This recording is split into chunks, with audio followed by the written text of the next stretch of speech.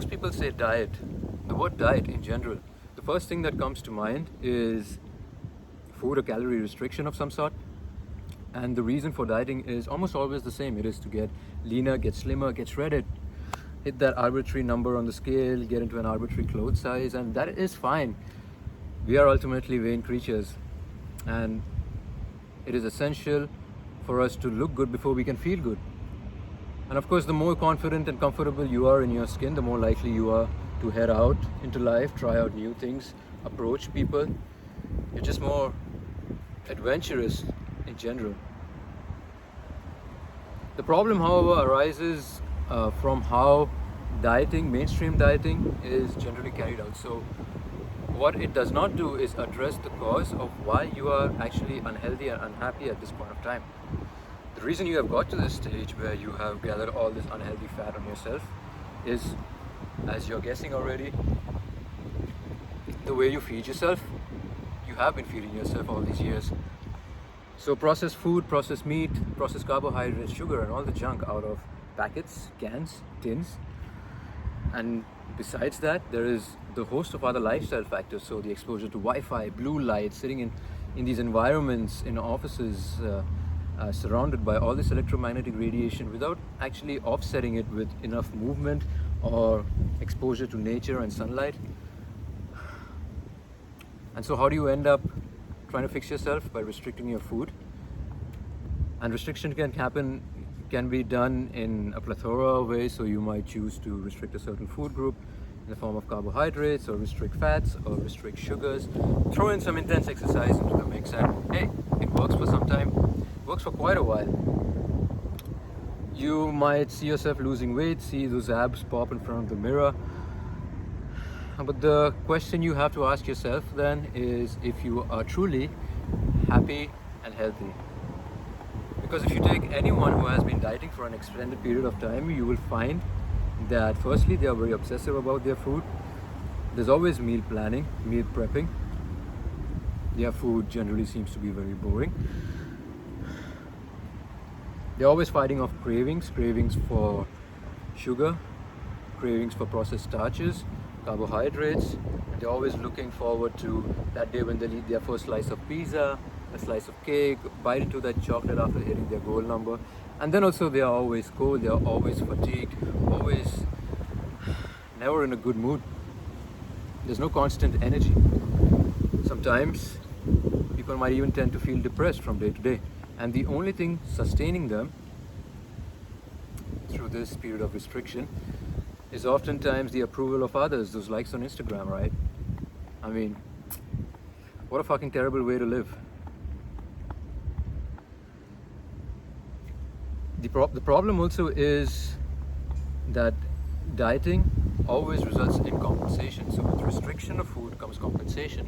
Your body is going to compensate for the nutrients that you have been depriving it of. This compensation manifests itself in the form of, say, cravings, of course. So these cravings for sugar and starchy carbohydrates, why your body is really asking for them is because it's being bombarded with all these stress hormones from all the restriction, that when you do feed yourself with sugar, it does induce a comforting, sedative sort of effect that calms you down.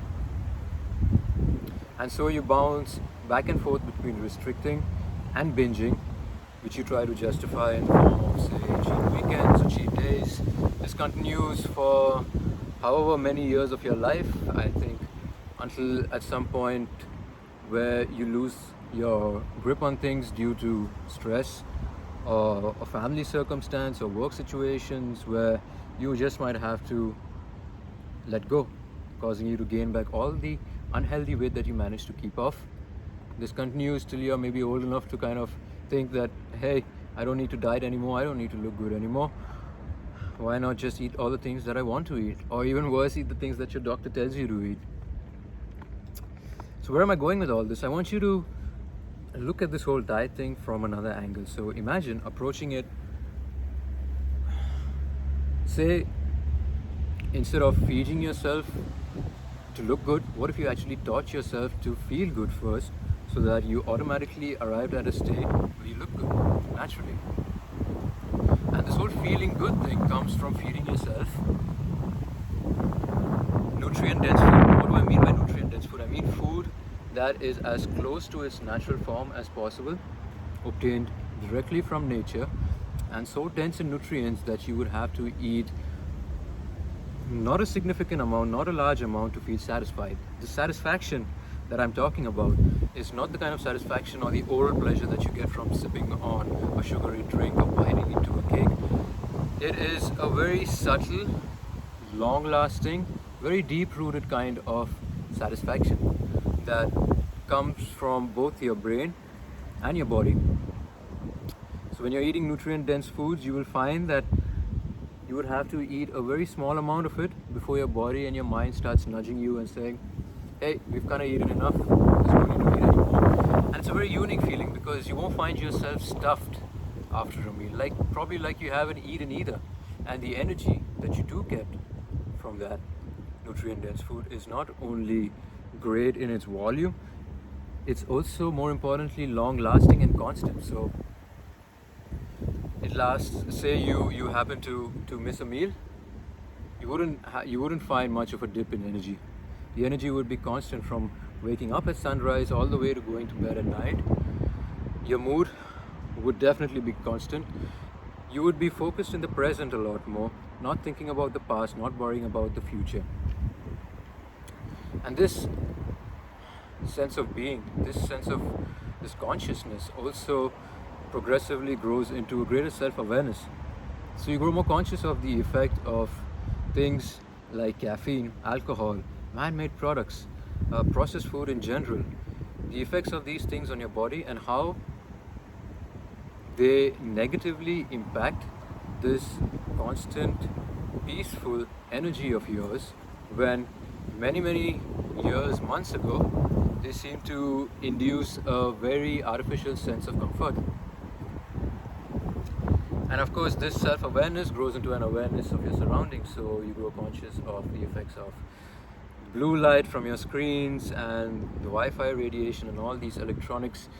It forces you to get out there and expose yourself more to nature and sort of minimize the use of technology in your day-to-day.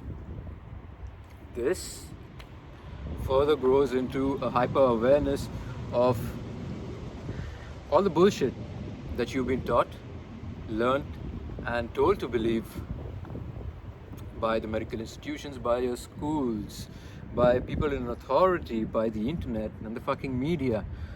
How full of shit they all are. How the ideal body image and this illusion of health that they try to sell you is exactly that, an illusion, and far removed from reality, what true health is. It's also because you come to this point where you realize that it is sometimes essential to put on weight, to put on fat. In fact, quite normal. You might find yourself gaining weight during the winter, losing weight during the summer, and as long as it's from healthy food sources, it doesn't really feel bad at all. And you might find that putting on weight is sometimes essential to actually losing weight and getting healthier. So this is something that was a major guiding principle back in 2019 when I was trying to recover from an eating disorder.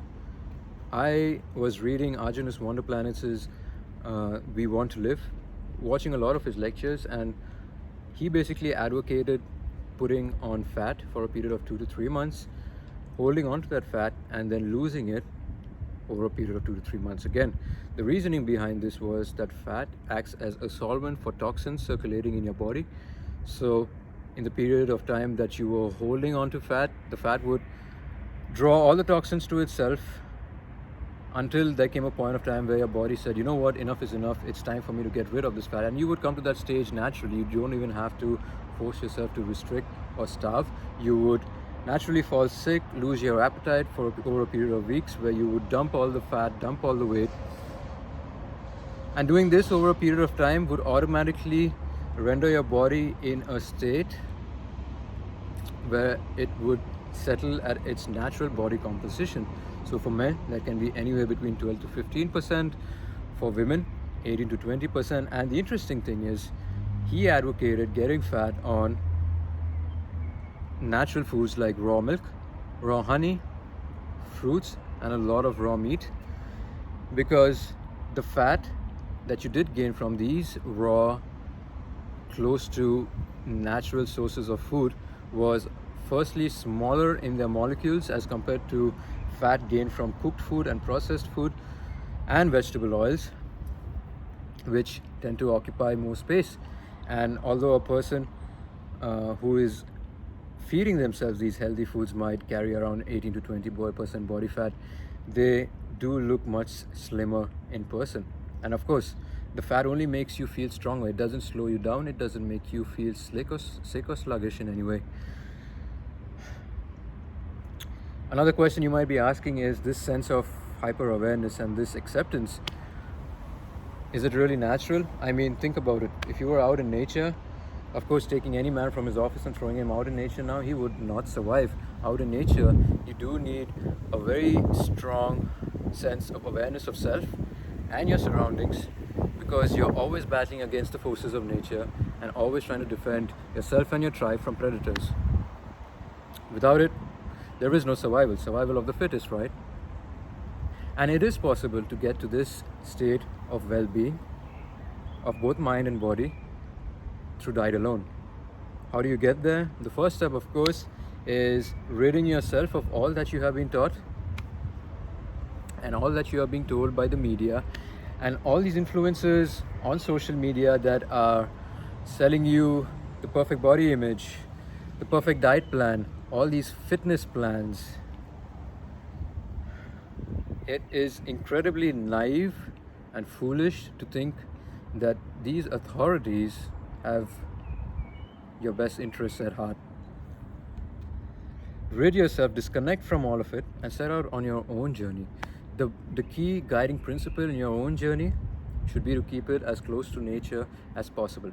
So out in nature, what would you be eating away from technology, away from agricultural processes, all man-made techniques? You would be hunting animals, eating them from nose to tail, raw, drinking their blood for minerals, eating the most nutrient-dense parts of their body, so the liver, the brains, the organs. You would be drinking a lot of dairy, a lot of milk, fruits only in season, mostly for hydration, and plants and vegetables for medicinal purposes. This is at the crux of what a lot of nutritionists and researchers, alternative nutritionists and researchers, have advocated over the past century. So I encourage you to look into the work of Arjun's Wonder Planets that I mentioned a few minutes ago, his books We Want to Live and The Recipe to Live Without Disease. Look into the work of researchers like Weston Price and William Stephenson, who explored cultures who were for a very long time disconnected from Western civilization. So the Inuits, the Eskimos, various tribes in Africa. Look at how they lived off the land and look at the effects that it had on their health. Arjun's Wonder Planets book is definitely a starting point. I'll link all of this in the description of this video.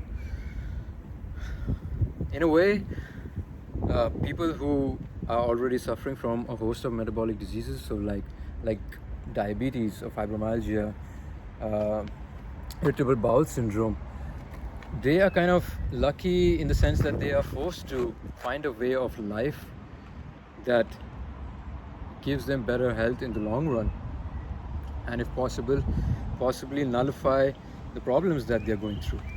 And a lot of people are finding success in diets like the ketogenic, the carnivore, and that's normal, that's expected, because these diets are close to our natural diets. Of course, when I say ketogenic, I don't mean the diet that has been so commercialized and promoted in the mainstream over the past few years, where it's a lot of plastering your food with oils and butter, drinking shots of fat, eating all these pastries that are high fat, low sugar substitutes of their standard diet versions. No, the actual ketogenic diet is supposed to be high in fat, of course, but that comes from fatty meat. Eating vegetables in moderation if you need it, and a bit of fruits again in moderation. It's a similar problem with the carnivore diet. So the carnivore diet that is picking up steam now in the mainstream media over the past few months, years, I would say a couple of years. A lot of people assume it's just eating a lot of cooked steak and eating a lot of ground beef and drinking water, when no. The carnivore diet is about eating nose to tail, the entire animal. Eating different kinds of animals. Eating fish. And of course, no discussion is complete without bringing up veganism. So the whole vegan diet thing, keeping the whole morals and the ethics of it out of the equation. Out in nature, a true vegan diet would not involve tofu, these floral decorations of floral decorated bowls of vegetables, and what else? Smoothies. No, out in nature it would be eating plants and eating fruits when in season. And quite a few vegans do realize that. That's why they go into a raw vegan diet. And what they find over time, as if the vegan diet didn't have problems of its own, is that a raw vegan diet induces malnutrition. In the end, it really is an unnatural way of eating. So it can be quite confusing. Whatever it is, it's important for you to do your own reading into a natural way of living. Because in the end, that's what diet is about, right? The word diet comes from the ancient Greek dieta, which means way of living. Diet was never meant to be short-lived. Find your way of living. Find something that gives you health and changes your perception and doesn't look to others for approval. Especially now, in this time. Now is the time more than ever to wake up and find yourself, especially amidst all the panic and all the fear, which you need to disconnect yourself from. Because all it really does is make you fall sick. Thanks for watching.